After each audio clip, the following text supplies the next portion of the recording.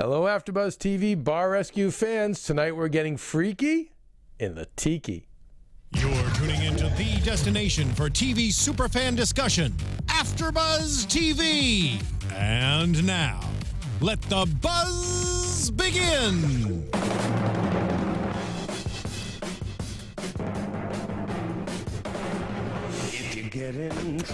Hello, Bar Rescue fans. Keven Undergaro here, alone at the bar. Lisa Marie, MIA. Mia, no pun intended, is on a plane somewhere else. But you know what? You got me, and you've got my official Taffer Shut It Down shirt. Thank you very much.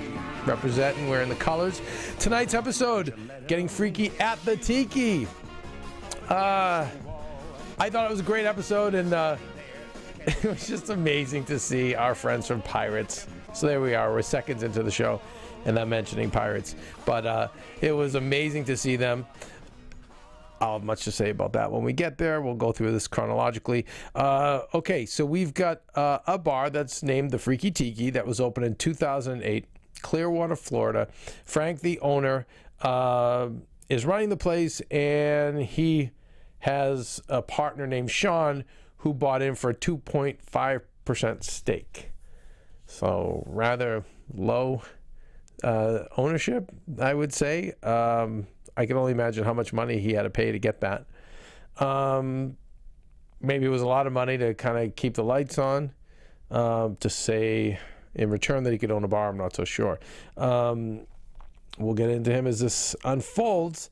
We also have Wayne, who is the bar manager, and then we have a couple of girl bartenders. And what we have here is the, I have to say, almost the usual. A couple of owners who like to drink while they're on the premises, and a place that has been pretty badly neglected. They're losing $6,500 a month, and they've put $500,000 in thus far. Interesting to note that the median age of the town is 40 to 45 years old. So it's not necessarily a young person's bar, but it was strange to me because in the recon I saw a lot of young people in there. So I'd love to be able to find out more about that, and maybe in the weeks to come we will. In recon we have Chef Ryan Scott, who I have to say, very impressed with Mr. Scott. I thought he did a great job, and also our own AfterBuzzer, Mia. First it starts the green light. I know the Bar Rescue team, not a fan of the green light. We hear what it does to faces and how unflattering it is. I thought from the distance it looks okay because it just looks colorful, like maybe fun and inviting. But that's the scratching the surface. I mean, once we get deeper into this place, we see that this is not. This is definitely one of the dirtier bars we've been to. One of the more neglected ones. Again, it's always trouble every week to figure out what is the worst, because we've seen so many bad ones. But this was down there. I mean, when you have toilet water overflowing almost every time somebody uses the bathroom, or almost on every occasion. I mean, think of what's spilling out into the bar. I mean, I don't know what gets worse than that. I think I'd almost rather have mold and bugs rather than human feces going through the bar. So this could be one of our worst just because of that. They're on a Route 19. 75,000 cars go by. So, it looks like you might be able to do some action out of this place. Lauren and Michelle are behind the bar. They did not seem like they were necessarily part of the problem. The fun part of the show, one of the more fun parts when the Pirates came in. And I was glad that John was receptive of them, because I know, like, when that first went down, he was annoyed by them. I was annoyed by them as well, but I also enjoyed it as a viewer because it was outstanding. And I think in history, one of the best reality show episodes. It's up there with the with Gordon Gordon Ramsay has his one with the bakery, that crazy lady and husband team, and I'm sorry if I don't remember the episode, but it's famous, it's infamous. Do a little research online, you can find it. Pirates is the Bar Rescue version. These guys were insane, and it was wonderful. And as I said last week, I love the Bar Rescues that have the crazy people. I'm not the only one. I know a lot of you fans love it as well. Lisa Marie, who is does AfterBuzz and also is one of the top experts. Same thing. She's always like, oh God, I hope, please, can we get crazies? John is not a fan of the crazies. But again, him not being a fan is awesome because you see his aggravation and you see how upset he is. And it usually makes for the best TV. So in come the Pirates, and I think they bring the daughter because John always has a soft spot for women and children. You know, you always see it. And when he was trying to motivate her back, the head pirate, when he was trying to motivate her, he kept saying, you have a daughter who needs to go to school and all these other needs, and like, you're playing pirate. So I thought it was great that they brought her along, and I know that would kind of soften John a little bit. And John was very sweet with them, but the one thing I took away was that the mother was trying to start a new bar in the Florida area called Bar Refuge. And you know what, you guys? May not be that crazy. I mean, my knee-jerk was, first knee-jerk was, oh my God, these crazies back at the wheel again? That's insane. And my second knee-jerk was like, well, Bar Refuge, it's, Bar Refuse, it's tough because it's a name that, could indicate trash or something negative. However, we're in Florida, right, which is pirate country, guys. They've become nationally famous because of the show. Am I insane to think that maybe they don't have a shot? And if Bar Rescue comes in and helps them in any way, shape, or form, I don't know. There may be something to it. To be in Florida, the pirate theme, all that stuff. I mean, if they'll compromise a little bit, if they do a theme restaurant, but that is more friendly, people friendly and not just pirate friendly, you never know. If she goes out and tries to sell to people who want a fun pirate experience rather than people who think they're pirates, then I think she has a shot at making this profitable. So it will be interesting as all of this unfolds. And you guys were all great at getting back to me last week with some of the thoughts I had on that episode, which they weren't very positive. But to let me know what you think, if you think the Pirates have a shot. I don't know. I have to say, I think it's better than 50-50 that they have a shot this time. I really do. Just based on the location, based on their fame. If they'll be open to listening. And I don't know why, I almost feel like now they would. Like maybe she's been beaten down enough. Wish she would be a little bit more humble to listen. I don't know.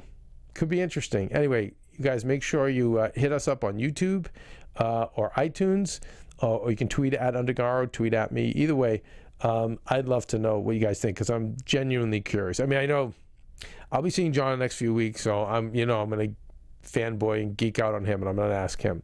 And I will get back to you as what he thinks. But I don't know. I always have a soft spot for my Pirates. I love that episode. I love this show. Happy to see them back and happy to think that we could actually have a future with Pirates. Pretty cool. Okay, back to business.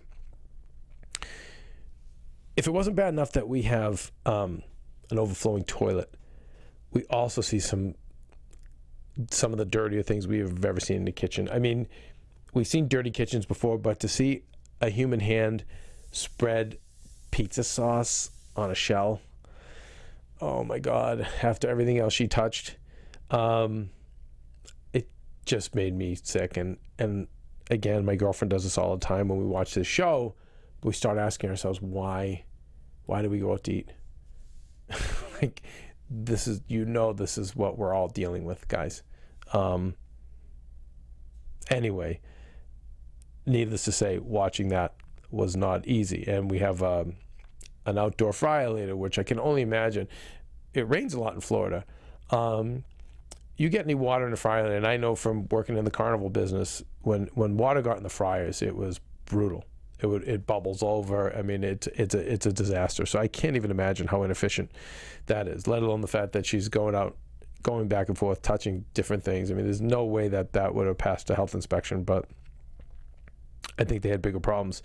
Behind the bar, we've got Sean overpouring, and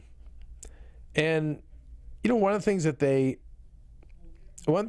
he was knocked about was not only the drinking, but he only served pretty customers. And I guess just from seeing the show, it didn't seem as though that was a stretch.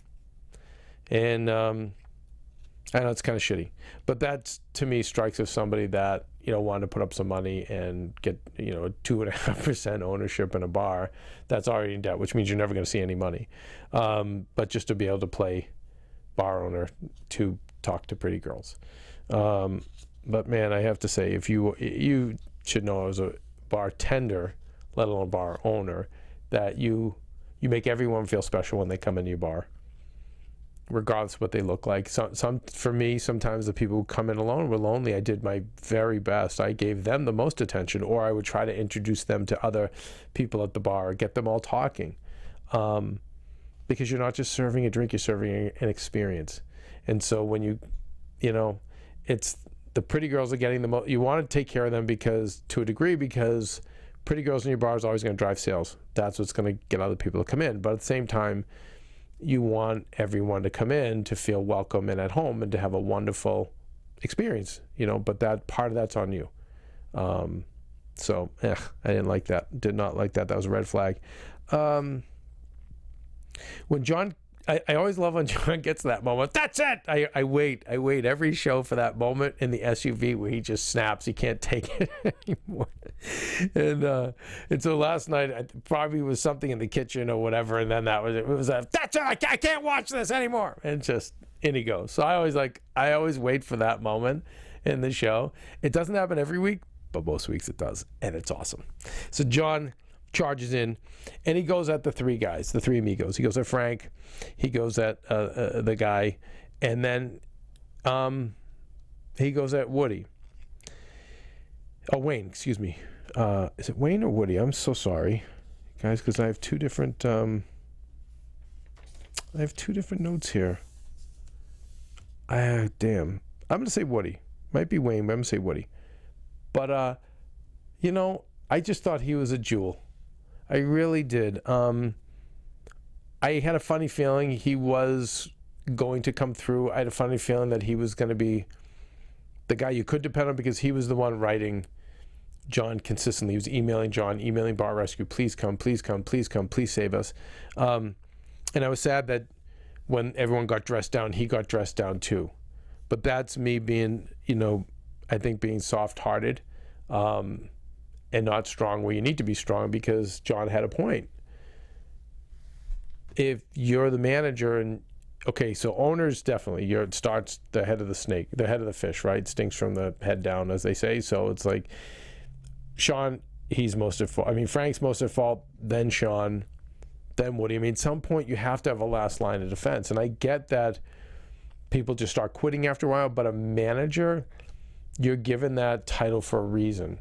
You're there to manage. And if you're a good manager, when I used to manage different businesses, I always took pride in the fact that my bosses, the owners, didn't really have to do much at all. They could actually just sit there and drink because I had it all under control. So he was a little responsible, and if John didn't call him out in that moment, then what's he doing? He's positively reinforcing bad behavior, and you can't do that. You have to educate him to say, no, these are all the mistakes, and you know what? You're part of it too. And especially if you're a manager, you've got to step up. Unless the owner who's there drinking is telling you, don't clean up, don't fix this, don't do that, okay, that's different. And we've seen that before. And we do know owners that are that big of failures.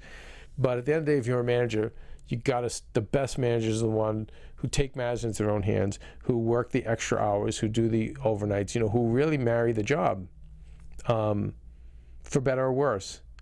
And, remember, when you are a manager and you do that, and if you're not appreciated by the people you work for, I promise you, you will work for a place that will. You will find someone who will appreciate that. But that's how you manage. And, but I loved, needless to say, I loved Woody's heart, and I knew it was all going to go in the right direction with him, and there'll be more on him later. I also felt like in that scene where John went at the three of them, I think there was a ton of editing to edit down. I think there was a lot left out, just for time, because it felt like it went from one extreme to another. But I liked how Frank and Sean and the manager all got together and said, okay, let's listen. Is this a symptom of people knowing Bar Rescue too well? Maybe. I personally like it better where they fight John the whole way. But again, I don't want to see John get sick either. And I am seriously concerned that this show's going to do him in at one point with the wackos. But at the same time, it makes good TV. So I don't know. I always get nervous, and I say this every week, because the cat's out of the bag, so to speak, about how the show goes. I always just wonder if they fall in line too quickly. But the three of them, at least they said all the right things. They owned up to their problem. They said, let's put our heads together to do it. And that was that. And the next day we actually start, Mia goes behind the bar to do an inventory, and Chef Scott goes into the kitchen. That was just funny. John wouldn't shake the chef's hand, which I thought was pretty funny. Interesting numbers on the food inventory. And, I love it. If you're a bar owner or you want to open a bar, or a restaurant, you learn a lot here. 30%, it says 30% of your food inventory should be 30% of your monthly sales. And we see that's not the case here. We see tons and tons of stock just frozen. Thousands of dollars worth of food that's being stored, and of course it's not fresh, and a lot of it's freezer burnt and probably not good at all.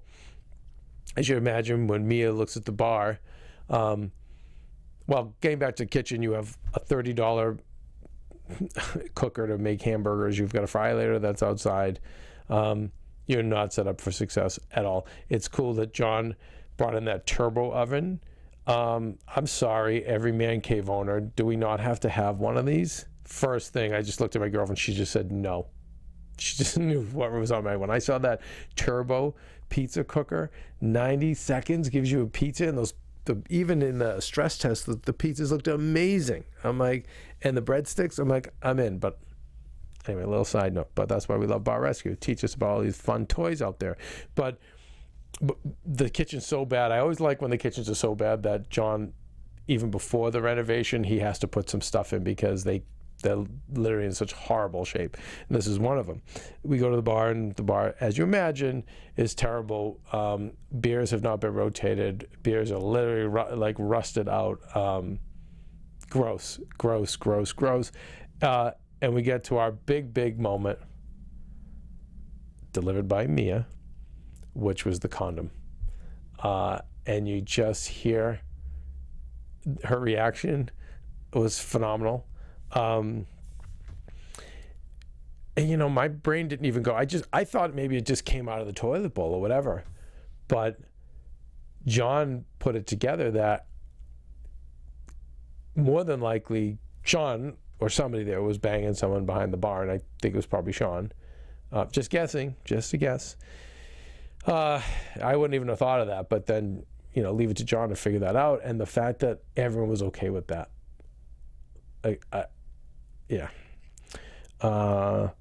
I loved Mia's reactions. I mean, I say it all the time, but Mia, Lisa Marie. I also thought Chef Scott too. I mean, these guys are not. We're not dealing with TV people. We're not dealing with people who are trained in broadcast journalism or in hosting. And I am telling you, there are some gems on this show that are ready for talk shows, ready for other reality shows, ready to hopefully do more with John. But just again, watching the Mia command this episode, you can see when they're going rogue. and they create dialogue on their own and moments on their own, it's like something. So just a shout out to me, but also I said Chef Scott I thought was great too. Really cool. I think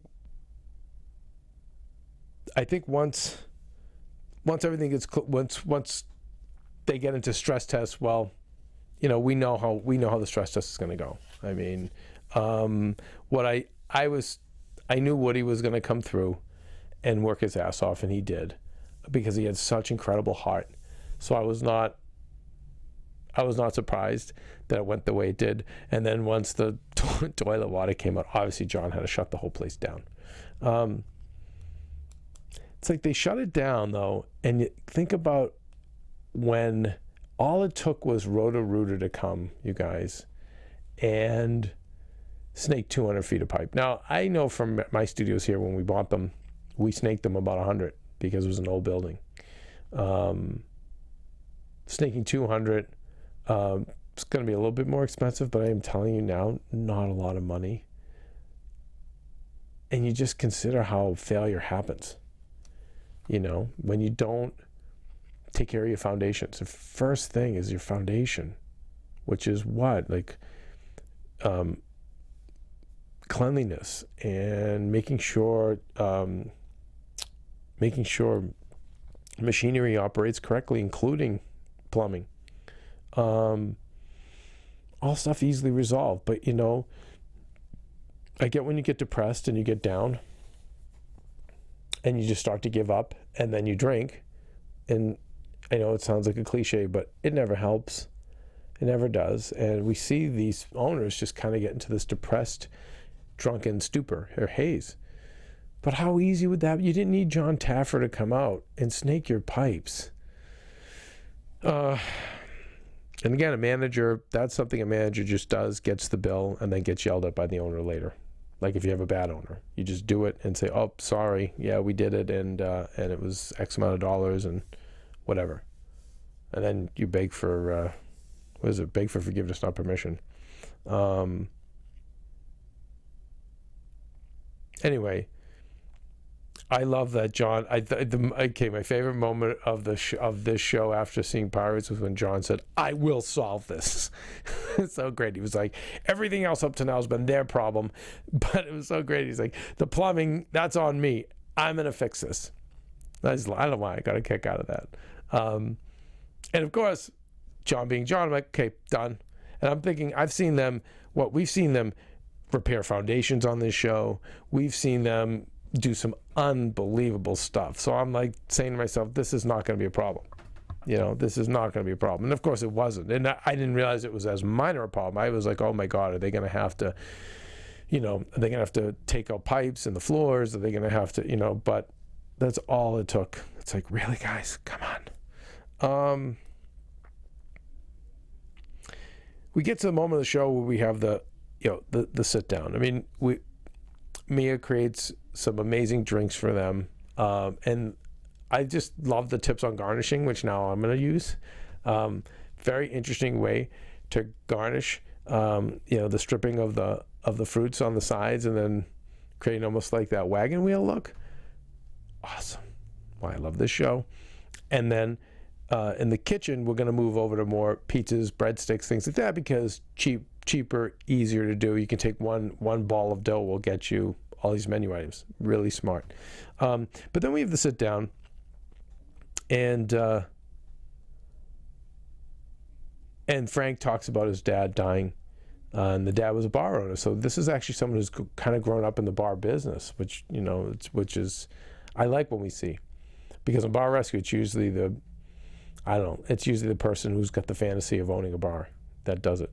So it's nice to see someone that grew up in a bar that did it, but the father saw the place really go downhill, and then ended up passing away in April. And so John knew, John obviously felt bad, but he knew how to use this to motivate him to say, listen, let's do this for your dad. In honor of your family, let's go to war. It's like that awesome moment, And when we get to the reveal, I still have the name Woody here, so I hope it's Woody. There's Woody shaved.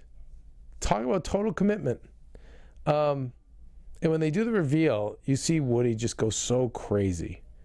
And, it's funny. I will tell you, if you're an owner of a bar or if you want to own a bar, if you ever find someone like Woody who loves the business as much as if it were their own, you can't get any greater reward. Even when I've made movies, there were people that worked on my films, and haters would say, "Oh, well, God, they act like it's their film." And I would say, that's the greatest compliment that I could receive for hiring them, because that's exactly who you want. So when you have that person like Woody, who loves the bar more than you do, to the point he's crying when he sees the reveal, and he's hugging. I mean, that's you worship those people. So Woody, it's like there aren't enough of you out there. And I say to the bosses or the owners, the employees who have those people, you wrap your arms around them and you hold them tight and you take good care of them and you don't let them go. And if they go, you wish them well, and you try to make a good situation to find your next Woody. But I loved seeing it.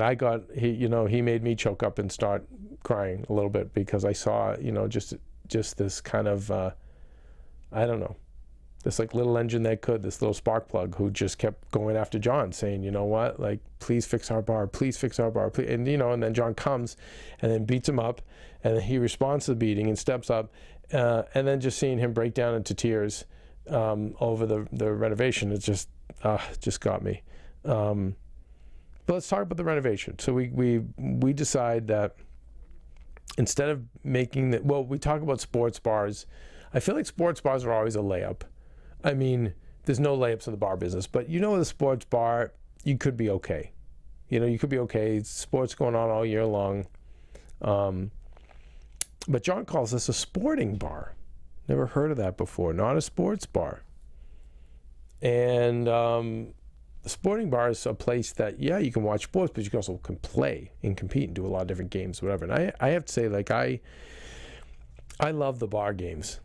I love them at bars. Whether I don't care if it's foosball, I don't care if it's trivia, I don't care if it's I've even had fun at turtle races at bars. But pinball, any of that stuff, it's just always just cool. I don't know why. Music's playing in the back and you're having your fun. And we saw, before it was renovated, we saw he had dart machines, he had a pool table, he had a basketball net, but none of them were used. So John turns this into a sporting bar, and he brings in state-of-the-art machines. So we've got dart machines that are on internet, which means you can play against people all over the world. And then he even had games that were set up for head-to-head. So you have two people playing, not just one. So now you double, the money you're making. And I feel like having these machines doesn't take away from the bar. I don't think people aren't going to go to that bar because of the machine. So it's like, why not have them there and make some extra income if you can? I thought the outside, I'm usually, I don't think I've ever disagreed with one renovation. This one, it went from the Tiki look, which I get the green light and all that stuff, but at least looked fun from the highway, to something very industrial. I probably have to know more about, I feel like there's more to it. I know it's really hard to alter the buildings. I know signs we hear all the time are very difficult because you have ordinances from the city or from the landlords. I was not crazy about the exterior, the metal roof and the sign. I wasn't. However, the Tiki bar, that actual renovation I thought was very cool. And then the inside I thought was outstanding. Outstanding. The one thing, and again, I give a lot of credit to Bar Rescue for this, was for the honesty with the black screen, is to hear that these guys, 5 weeks in, are down 29%. They claim it's from a lot of new sports bars opening in the area. But I don't understand why they'd be down, because I don't understand why the clientele that was coming there wouldn't go to this place necessarily. Unless it was a type of crowd that just wanted to be in flip-flops and, with sand, being shaken out of their bathing suits, and they felt more comfortable, and some places more run down rather than a place like this. I don't know.